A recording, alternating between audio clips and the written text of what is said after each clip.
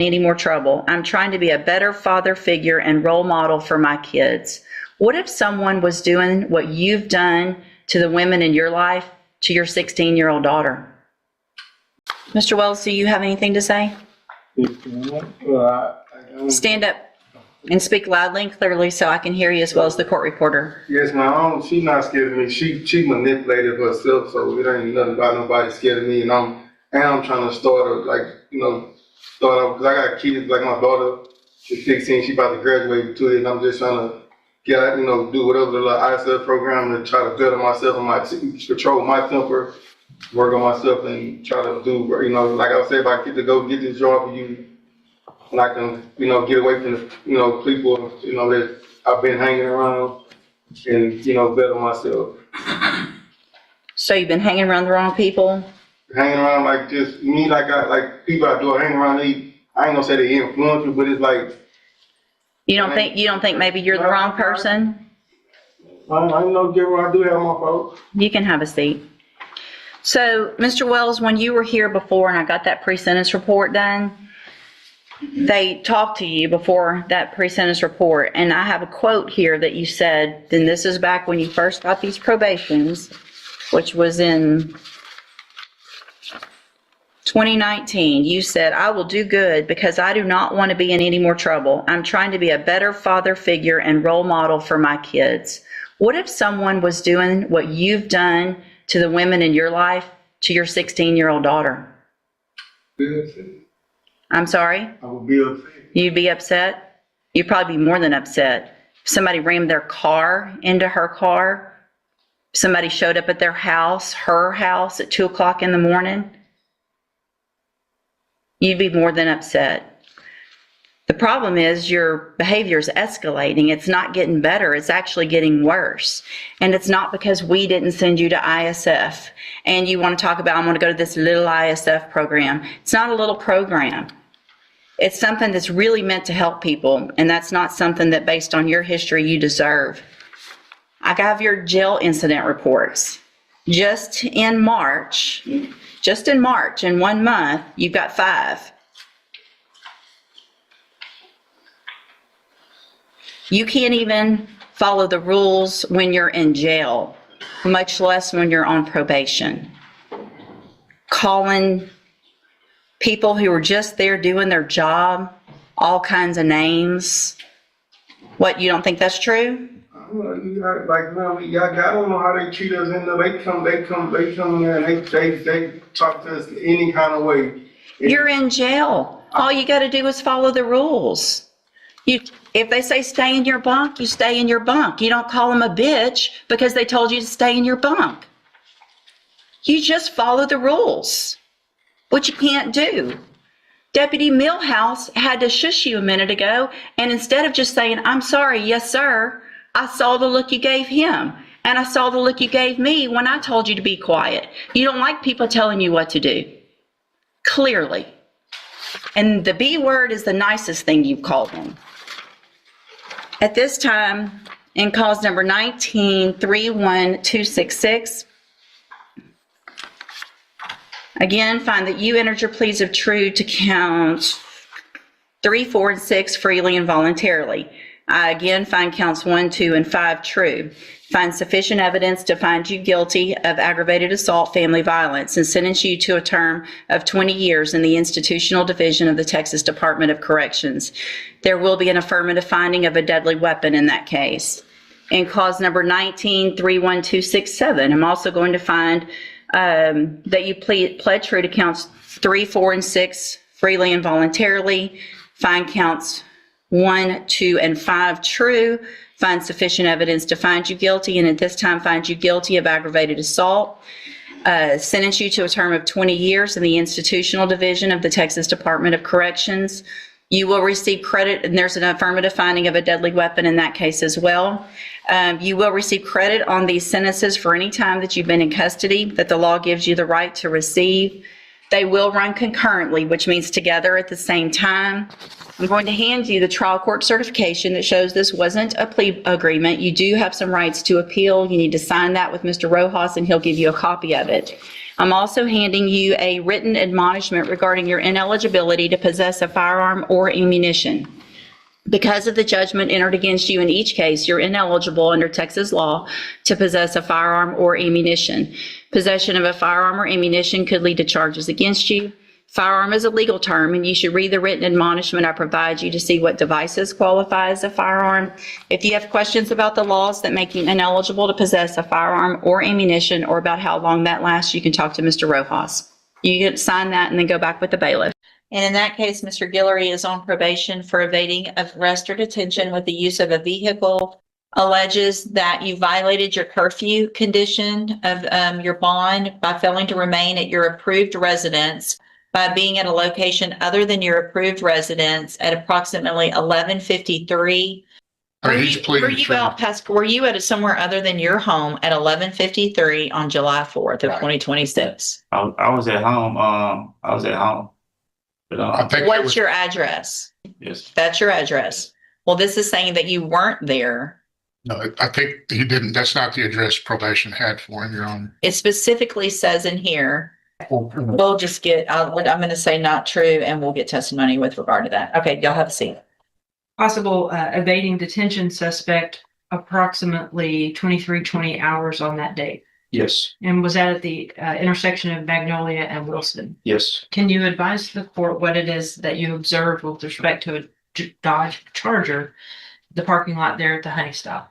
I observed a white Dodge Charger leave the parking lot at a high rate of speed and went westbound on Super Drive. And the court is obviously aware, but can you just very briefly for the record advise what it is about that area, that location, the Honey Stop? Is that a high crime area? Last year, and something that is actively patrolled by Belmont, and you may or may not stop vehicles, investigate possible crimes, correct? Yes, And is that for the safety of all the citizens in that area of town? it is. Okay. And after you observed that, can you tell the court what you did? I got to the intersection of Magnolia and East Lucas and went westbound on Lucas, attempting to catch up to the vehicle, continuing to travel at a high rate of speed, swerving in and out of traffic, specifically our flock system, which is a license plate reader system throughout the city. They were able to actually locate a vehicle matching the description of what I seen a little later on. Real-time crime via the flock cameras to look for it and get an eye on it. Right. And were they able to relay to you where that vehicle had stopped? Yes, or they were able to give me an area. An area. Yes. And did you proceed to that area? We did. And what did you do when you arrived in that area? What did you locate? My partner located that vehicle. Did you arrive at that location also? I did. And did you make contact with the owner of that residence? I did. Did they know that vehicle? Was it their vehicle? Did they know who it belonged to? No, They did not. they did not. Were you advised of anything by dispatch with respect to someone calling in reference to that vehicle? Yes, dispatch called and advised that the owner of that vehicle was calling one to report the vehicle stolen. And was that owner in fact identified as Mr. Guillory? Yes, Do you see Mr. Guillory in the courtroom today? I did. Upon making contact with him, I conducted a pat down for weapons and asked for consent to search his person. He gave me consent, and I located 2 Dodge key fobs in his pocket. And then beyond that, he continued to give me a rather long account of his night and how and why his vehicle was stolen. And those are a type of more sporty type, or they go faster, et cetera, et cetera. Correct. Okay. And he had that type of key fob in his pocket. He did. And that was the type of car that you had observed evading you, and Flock had observed evading at high rate of speed. He's already admitted to this court which was a violation of his probation, that he went to Houston without permission. He indicated that to you, correct? Correct. And that he had just purchased that vehicle, correct? So he claimed ownership of it, right? Right. Brought it directly from Houston to Beaumont, parked it in the parking lot at West Lucas. Right. Expressed to you that he was fearful that those types of vehicles are commonly stolen because they're sporty, correct? Correct. But yet he left it running in the parking lot, Correct. presumably unlocked. Yes. And he had the key fob in his pocket. And what did you think, based on your training experience as an officer, when he told you that? I believe that he wasn't being truthful. Did you believe that he was actually the one operating that vehicle Yes. and trying to distance himself from evading you because of the fact that he was on probation or any other reason? Yes. I expressed to him that we would have officers go to the honey stop where I originally seen the vehicle leaving and check surveillance video there to see who was in fact driving that vehicle. And at that point, his demeanor changed. He actually grabbed his phone off of, I believe, the hood of my car, took a step as if he was getting ready to flee our interaction at that point. Okay. And did that just add another factor to your totality of the circumstances of this case? Yes. Saw a vehicle leave at a high rate of speed from the honey spot? Yes. And did you immediately initiate pursuit with lights or did you wait? No, I attempted to catch up to the vehicle. I didn't activate my lights until I got behind him at the East Lucas and How far behind you were you when you activated your emergency equipment? I was a few car lengths. And it's your testimony that the vehicle proceeded at a high rate of speed and evaded your attempts to detain the vehicle or stop the vehicle? How far did the vehicle get away from you? How much distance did it put between you once you activated the lights? A substantial gap. So it was very, what were the traffic conditions like? At the very beginning, there was a little bit of traffic, and then we eventually turned southbound on West Lucas, and there was no traffic at that point. And the vehicles able to outdistance you? Yes. What was the speed that you all were traveling? I was traveling over 100 miles an hour. Did you discontinue the pursuit because of the concerns for safety? I discontinued the pursuit once I lost the vehicle. Did you ever obtain a visual on the operator of the vehicle? I did not. You could not identify the person who was operating the vehicle? That's correct. The system that you referred to, I guess you call it the real-time Crime center. crime center, Yes. that coordinates all of the flock cameras in the city. They do. And based upon the information that you relayed to, I guess, that center, they relayed to you the location of the vehicle. They gave me an estimated area of which the last place that vehicle was seen. So it gave us an area to start looking for the vehicle. Without disclosing any confidential information, what was the approximate radius of the area identified? So they don't give us a radius. They give us an exact pinpoint location of where the vehicle was last seen, which is the location of the camera itself. And then that would give us the ability to say, okay, we need to check roughly this area. Where was that location? I believe that was at East Lucas and Gladys. How far is that from the location where you located the defendant? Not very far, maybe 2 blocks. And you say that that was maybe how far? A couple of blocks maybe from where the vehicle was located? About, yes. One were traveling on foot. How long do you think it would take to cover that distance? Less than 5 minutes. You said it was located, the vehicle was located in a residence, is that correct? It was. Did they have a ring cam or any type of video recording device where you could perhaps ascertain who exited the vehicle? Not that I can recall. Did you attempt to ask or do you know any efforts were made? Yeah, I spoke with the homeowner very briefly. We had several officers out there. Not long after we found the vehicles when dispatch advised me that Mr. Yoder was wanting to report it stolen. So I then relocated to him to speak with him. So you're unaware of whether there was any surveillance from the residents? Correct. Aroused your suspicions during this interaction? He fob in his pocket. Are you familiar with the mechanics of the way that vehicle operates, the ignition system? No.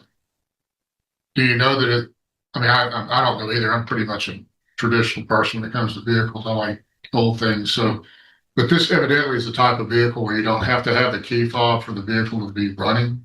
Or you have to have the key fob, but it doesn't have to be inserted. There isn't any kind of a mechanical device in the vehicle where it has to be inserted. I don't believe so, no. So I guess the push button Yes. before the vehicle can initiate it. I believe so, yes. If it's remote started. And so, I don't. here's the thing. I've had cars that do this. So, y'all can go into it. But if if you're in your car and y'all can set my understanding, since nobody has whatever understanding, Primitive, Your Honor. my understanding of my vehicles that have had a key fob, if I'm already in my vehicle and it's going, I stop and leave it running and get out with my key fob. Someone could get in it already running and drive it. Once they stop and turn it off, that's it. You have to have the key fob. So if you stop and leave it running, then someone could drive it. Or if you remote start it, probably not without the key fob. Okay. Well, I guess we'll take the judges. If anybody disagrees, y'all are welcome. That's how they've all worked that I've had. Excellent. All right. Anything else, Ms. Malfino? No, Judge. Thank you, sir. I You appreciate can step it. down. Yes, sir. very briefly refresh the court's memory with respect to the addresses that he gave? Where was he supposed to be? How does that work with respect to it changing? Up until all of this began, every time he reported to me, he stated his address as to. And the GPS showed him on Ashley Street. Correct. Not that far apart, correct? Correct. But not next door to one another. Correct. Right? All right, thank you. Anything else, Ms. Malfino? No. All right, thank you, ma'am. You can step down. Raise your right hand. You swear or affirm the testimony you're going to give in this hearing will be the truth, the whole truth, and nothing but the truth. Yes, ma'am. Like I had told the officer that was up here, I gave him what I told him. I said, I just came back. I went upstairs. I left the car running. Yeah, that was done with me. I was so excited. You know what I'm saying? It felt like an accomplishment to me to purchase a vehicle. I went upstairs. I told my brother. I had my girlfriend upstairs. You know what I'm saying? And we came back downstairs. After I told them, I'm so excited in the moment, caught up in a moment, that I'm not even just thinking about it logically that, yeah, this can happen this fast. Yeah, stuff happened, but I'm not thinking that it can happen like this fast. You know what I'm saying? So when we coming downstairs, I noticed that the vehicle was missing. As soon as I noticed the vehicle was missing, I'm not too much fond of how the law and stuff works. So I called my grandmother because she used to work for clerk as for the court. So she explained to me the steps what I need to do to go ahead and call and report my vehicle stolen. And is that what you did? Yes, sir. Explain to the court how the ignition system works on that. What vehicle is it? What's the make and model? It was a Dodge Charger Hellcat, What year? 2023. And how does the ignition system work on that vehicle with the key fob and the push button and all of that? When you hop in the car, it can be in your pocket. It can be anywhere. You push the button and it start right up.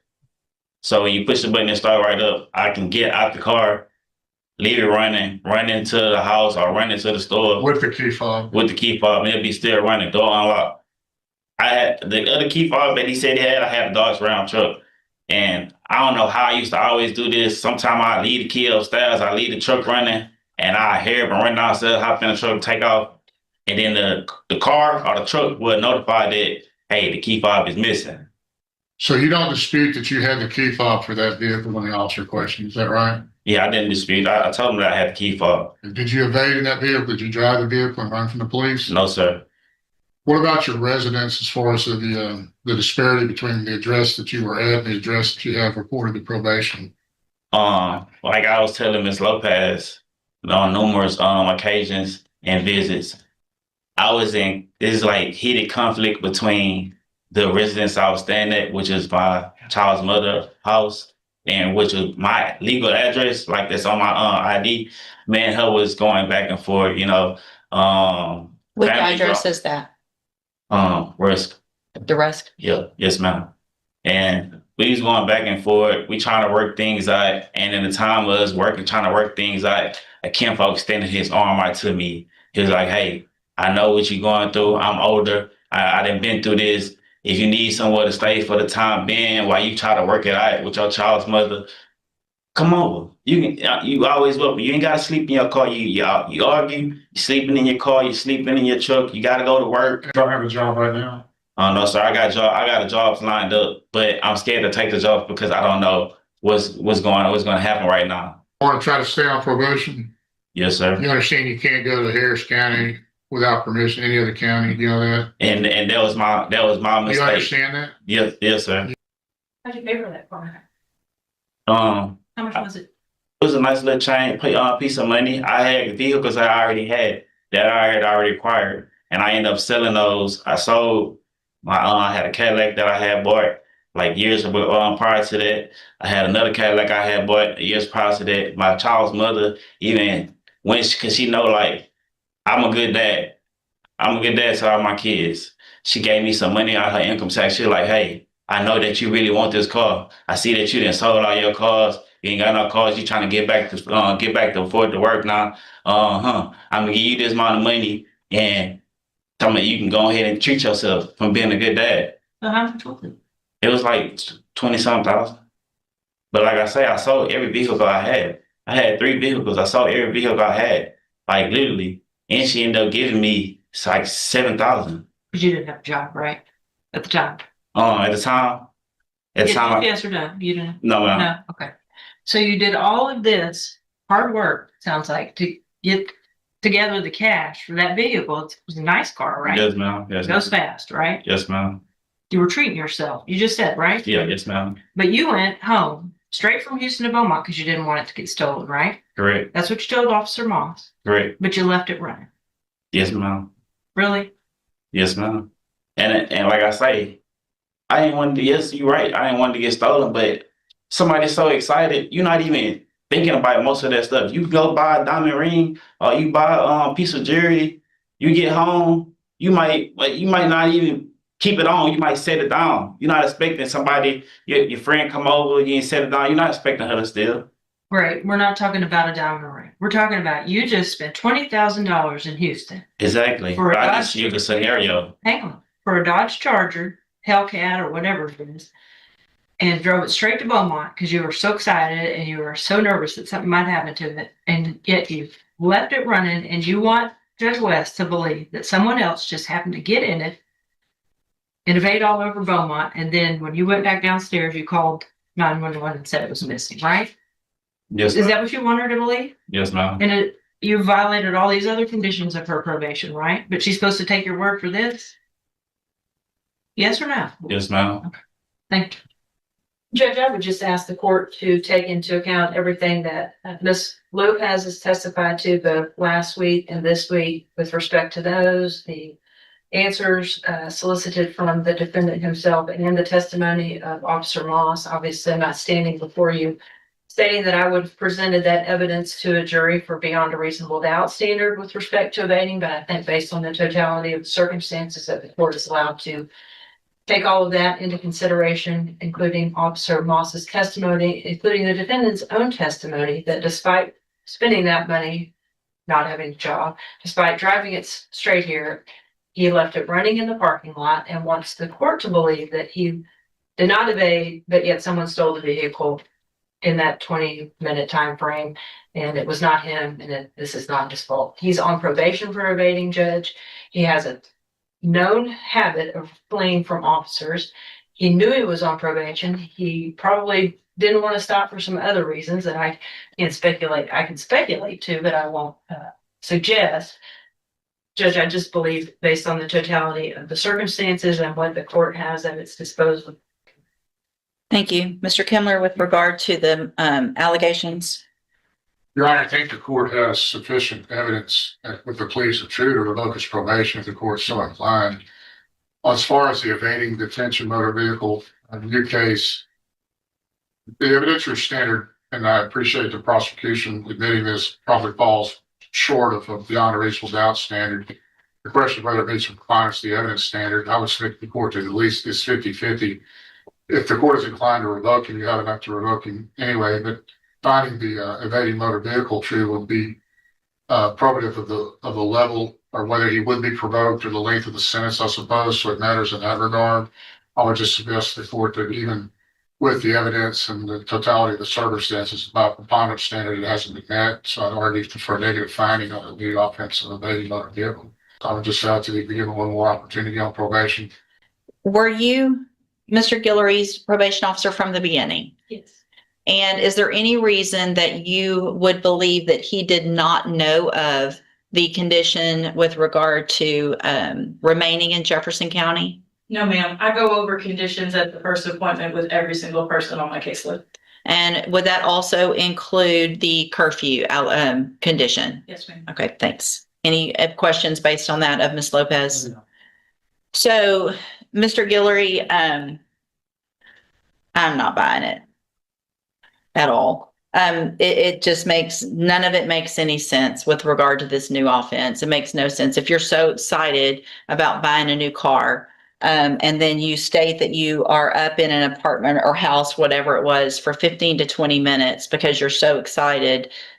If I'm excited about something, a car especially, I'm going to run up, hey, I just got my new car. Y'all come see it. It's great. I just bought it. 15 to 20 minutes already doesn't make sense, but what that does is buy time for a story of somebody stole my car. The fact that you were arrested, or at least found, not arrested, when they came to you, just, I think the officer Moss said less than a couple of blocks from where the car was located. I mean, it all just points to easily the fact you've already had your opportunity. Yeah. Okay, so I'm going to find, the standard is a preponderance of the evidence, and I am going to find by preponderance of the evidence, count 1 true. I am going to find, count 2 with regard to employment true.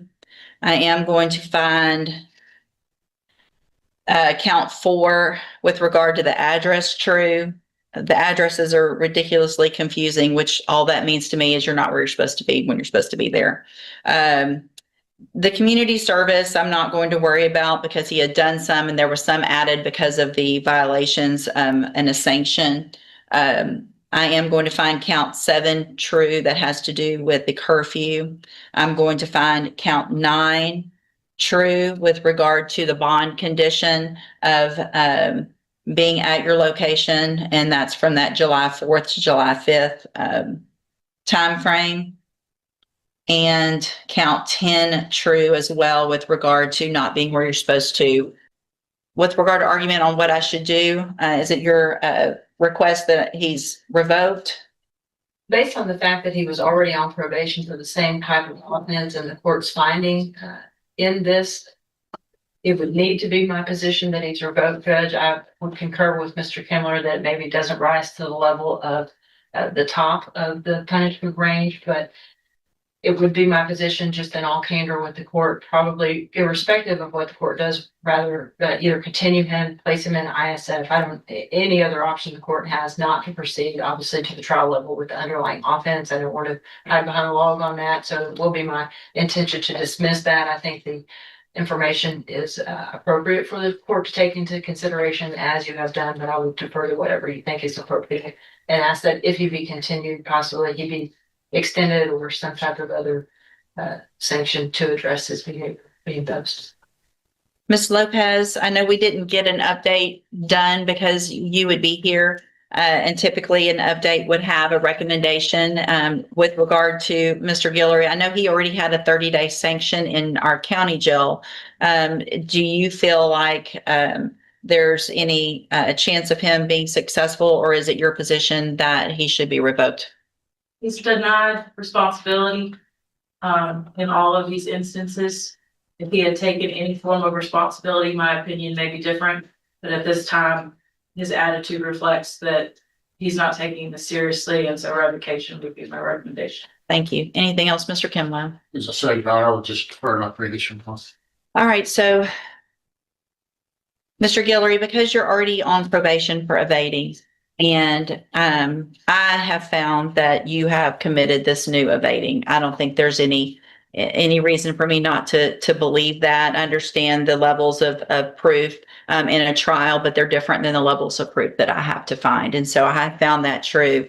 You haven't even been on probation for 1.5 years, and you've got several allegations, not just that one, of not following the rules that I have no doubt that Ms. Lopez told you. She tells everyone. She's been a probation officer for a long time, so I don't doubt that she told you about the curfew. I don't doubt that she told you about employment and staying in Jefferson County and all of those things. In fact, the fact that you have the GPS monitoring device on now and you're still going places that you're not supposed to be going, July 4th night, and then who knows what the last week, because now you're not charging it. So at this time, I'm going to find sufficient evidence at this time based on that to find you guilty.